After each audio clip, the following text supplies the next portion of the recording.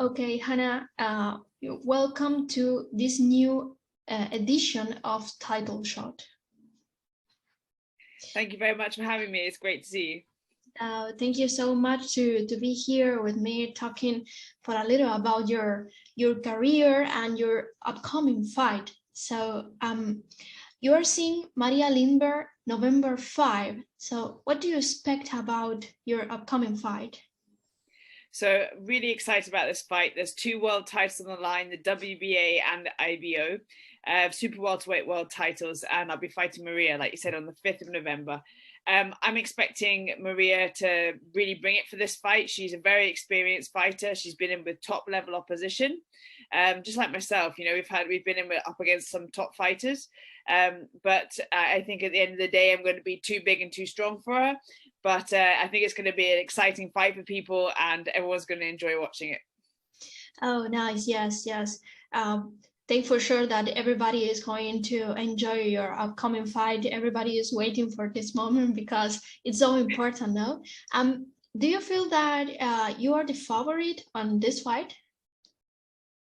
Well, I would like to say so. Yes, it's my home. It's my home show. I'm on a Dennis Hobson promotion with Fight Zone. Actually, my hat says it, Fight Zone. That was some very good product placement. But yeah, no, it's. I'm the home fighter, so yes, I like to think I was the favourite. Got quite a lot of people coming from Scotland to my home country, coming down to London. London is my second home. I've been here nearly 11 years now, so it's going to be great to have like the fans and family as well, all able to come. I'm not actually having to travel for this fight, which is quite different for me. But yeah, no, very excited. Oh, nice, nice. So your upcoming fight, it's in super welterweight division. Have you ever fought in this way before? Yes, yes. So when I won the IBO world title in Scotland, that was at super welterweight. It's been my natural weight for most of my fighting career, really. I've stepped up to middleweight and I've done even fought at super middle. And my last fight was actually at welter. And I was planning on staying at welterweight because I fought in South Africa in March at welterweight. And then the opportunity came up for the WBA 154 world title. So I was like, absolutely, I'm taking that opportunity with both hands. So yeah, no, I couldn't turn it down. I don't think any fighter wants to turn down a world title opportunity. Do you feel more comfortable on welterweight than middleweight? Oh, absolutely. You know, I'm not really a middleweight. When I fought Savannah, it's not my weight class, you know. But you know, I feel comfortable at super welter and I feel comfortable at welter. So for me, those two weight classes work really well.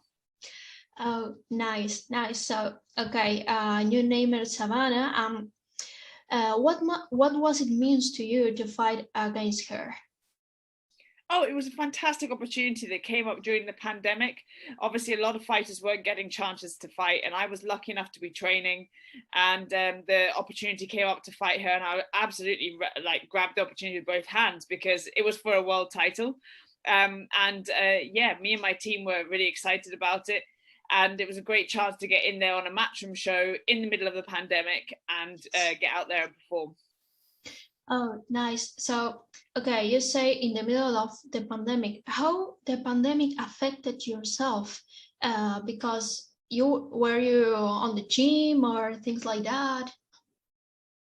Yeah, so I was really lucky to have access to a private gym for most of the pandemic. At the beginning, it was very difficult to do anything at all. And I found that very hard, actually, because as a fighter or as any sort of professional sports person, you're used to having a really strict routine where you're regularly training all the time.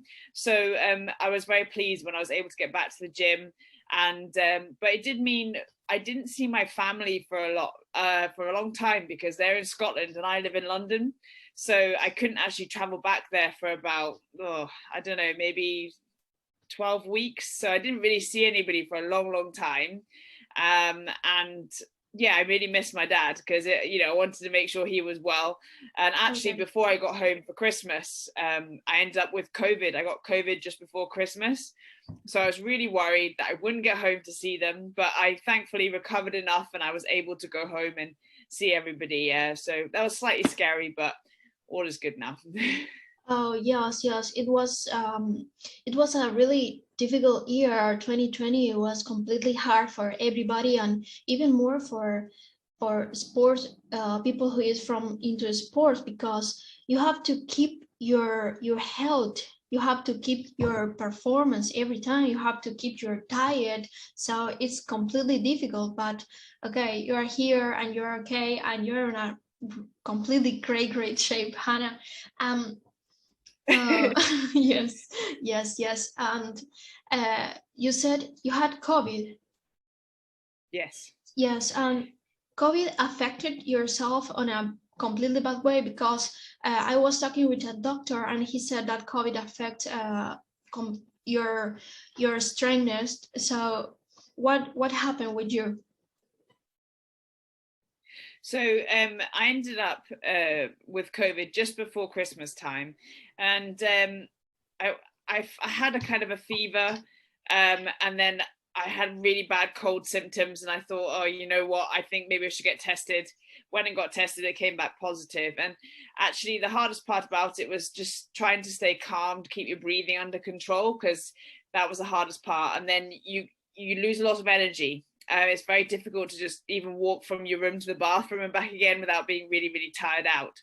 So when I got home for Christmas, I made sure I rested, I ate well, I gave myself lots of extra vitamins. And when I came back to my coach in the new year, we worked really slowly to build up my strength again, to build up my cardio. And it was really rubbish, because that's probably the most unfit that I felt for a long time, obviously, because I'm always training.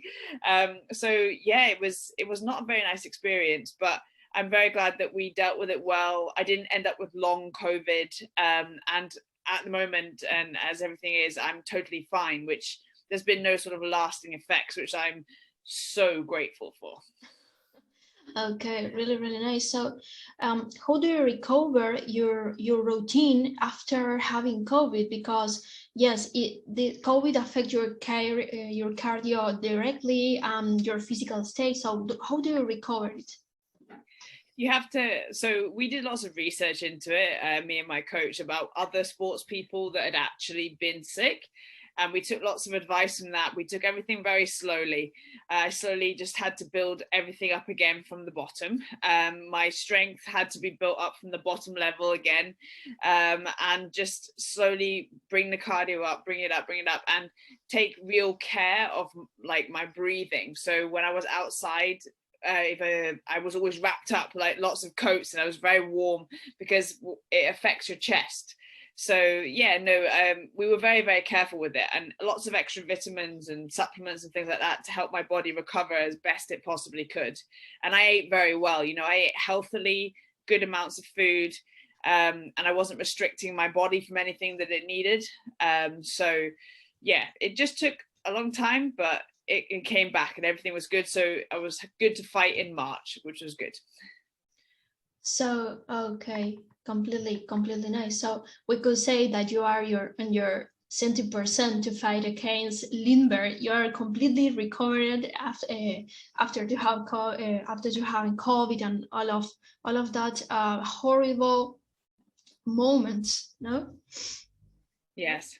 Yeah, no, I feel 100% very excited about this fight, because I was actually preparing to fight again after March. I was preparing to fight in July, and then this opportunity came up, which was a bit later. So I've been preparing for fights all year. So I'm feeling probably the best shape of my life, to be perfectly honest. My body's in really good shape.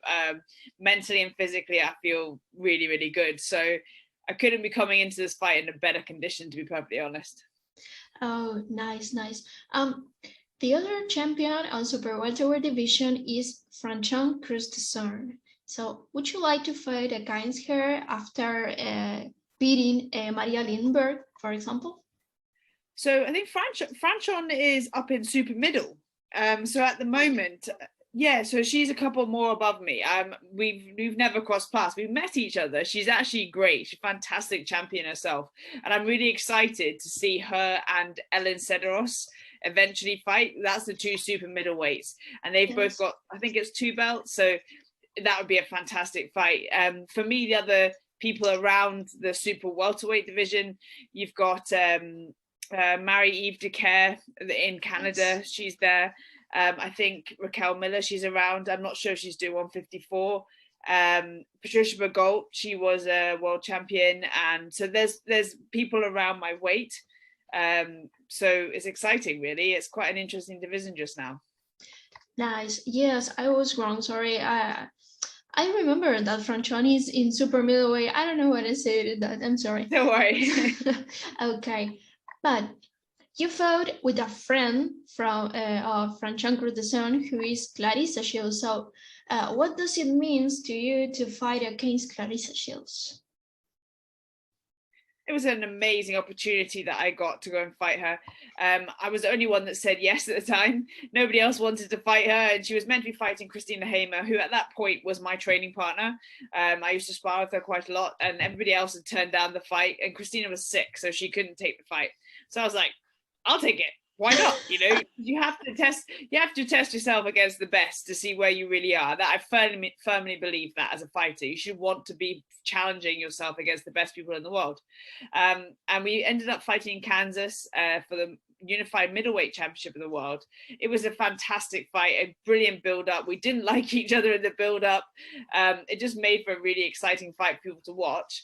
And then afterwards, later on, I signed with Solita Promotions and Mark Taffet, manager over there. And Claressa and I became really good friends. But it was a really, really good fight. And I think most people enjoyed watching it as well. Oh, nice. After beating Maria Lindberg, which is the fight that you really, who is the fighter that you say, okay, I really, really want to fight with her soon, or a rematch with someone else on your career? Well, so for myself, like, there's lots of people. I'd love to fight everyone, you know. There's always some great people out there to fight. But you know, if I was to have the chance to go down and fight for welterweight, I'd love to fight Jessica McCaskill. I think she's a great fighter, and that would be a very exciting fight for people to watch. So down at welterweight, that one. Obviously, everyone knows I want the rematch with Patricia Bergolt. You know, that was I've been calling for that for nearly 3 years now, so 2 years or something. So yeah, but she didn't want it. So, you know, if that fight was to get offered again, hell yeah, I'd love that. But I don't know if if it'll ever happen, you know. So yeah, there's a couple of people out there I'd like to fight. Yes, I think you mentioned this right now, and I think it's going to be, if it's going to happen, it could be an amazing fight against Jessica McCaskill. No, she's been the last fight of her was against Cecilia Braekus, and she haven't fought anymore. And I think if she is back in the ring with you, it could be an amazing match, I think.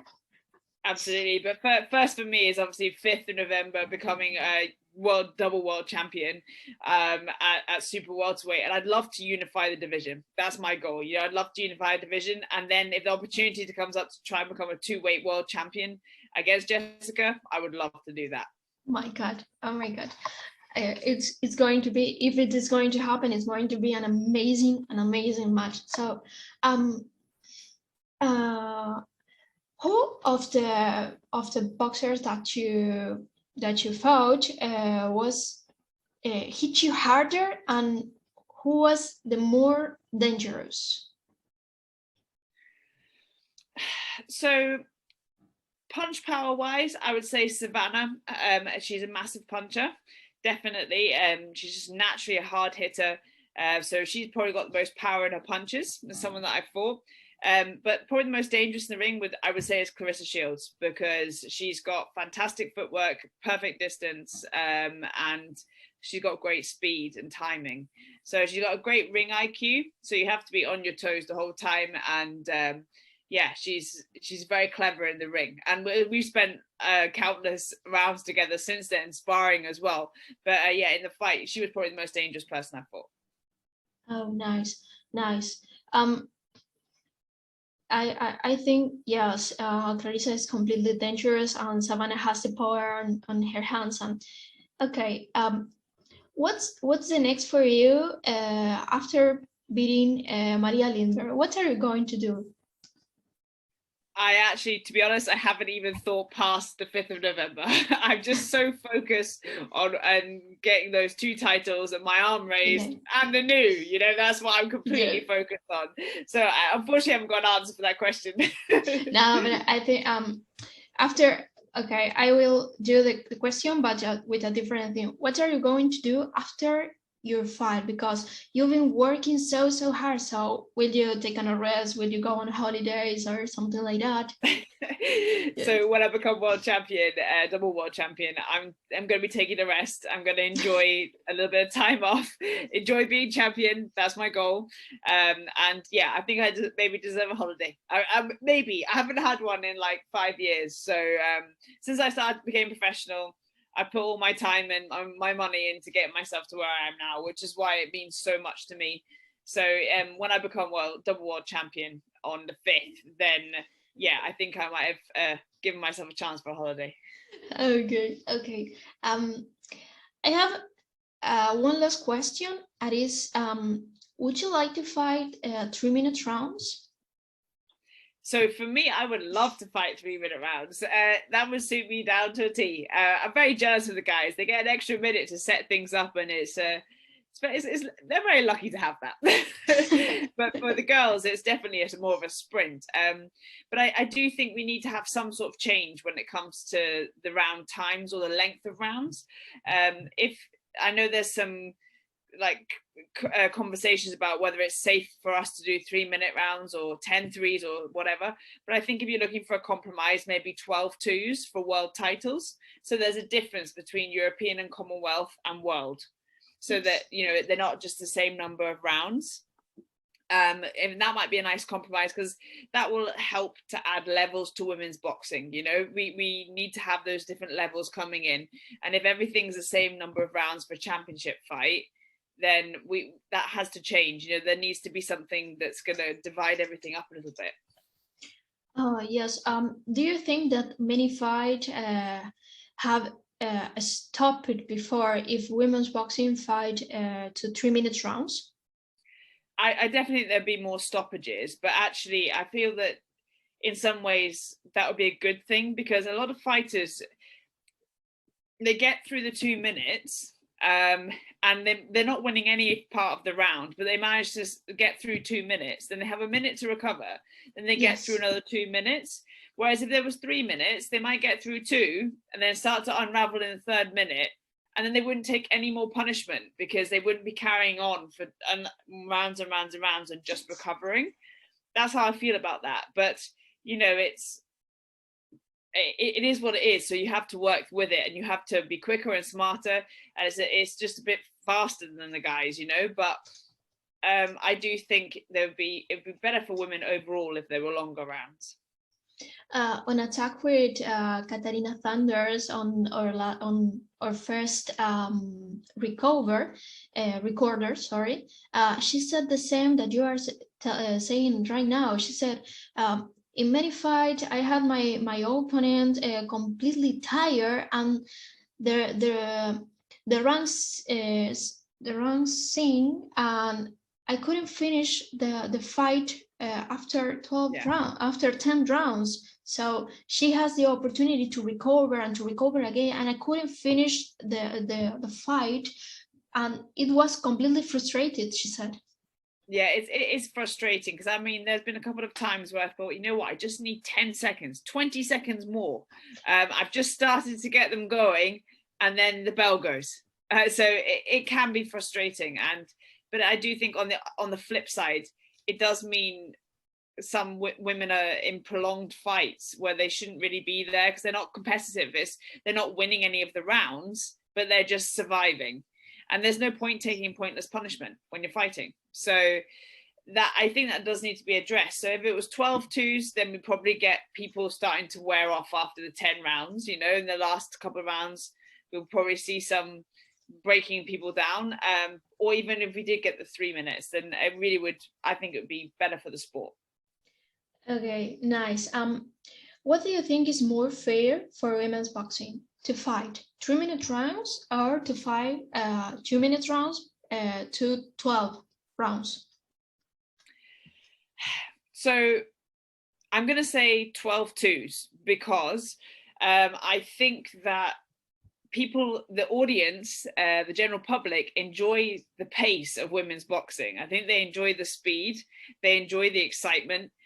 Because I think the general public that I've spoken to, who come speak to me about boxing, who wouldn't normally watch boxing, but during the pandemic they had the opportunity to, they were just like, oh, your fights are always so exciting, there's lots of drama, it's so fast paced, it's fun to watch. So I think if we went up to 12-2s, that would give us the depth in the divisions, but then also, you know, it would mean that we'd have people who couldn't quite do 12 rounds not fighting for world titles just yet, if you know what I mean. So it would keep the sport exciting for people to watch as well. Oh, nice. Yes. Sometimes I had that feeling that you are mentioning here, because I was watching a women's fight and I say, oh my God, this is completely exciting. I want more of this. And it's over and it's finished on 10 rounds of only 2 minutes. And it was, oh my God, I think it's frustrated to the public too, because you are waiting more and more. And I think women's boxing is growing so fast, and I don't know, I think many fights of women's are better than men's, for example. They're very exciting, and I think it's because it's fast paced. I think it's quite accessible to people who aren't necessarily big boxing fans, but they like to see like the women's fights because they're fast and they're exciting, you know. And also I think as female fighters, we all want to go out there and prove a point that we deserve the chance to be on TV. So we always go out there to put 100,000,000% into our fights, because then we know we're putting everything into it and we're excited about it. So yeah, I think 2-minute rounds is good, but I think if we made it up to 12, it would be better. Okay. Yes, I completely agree with you. Okay, Hannah, thank you very much for take this time to talk with me, to stay here to be here in Title Shot. Thank you so much. No, you're more than welcome, and thank you very much for getting in touch. It was great to chat to you. Really good questions. I enjoyed those. Thank you.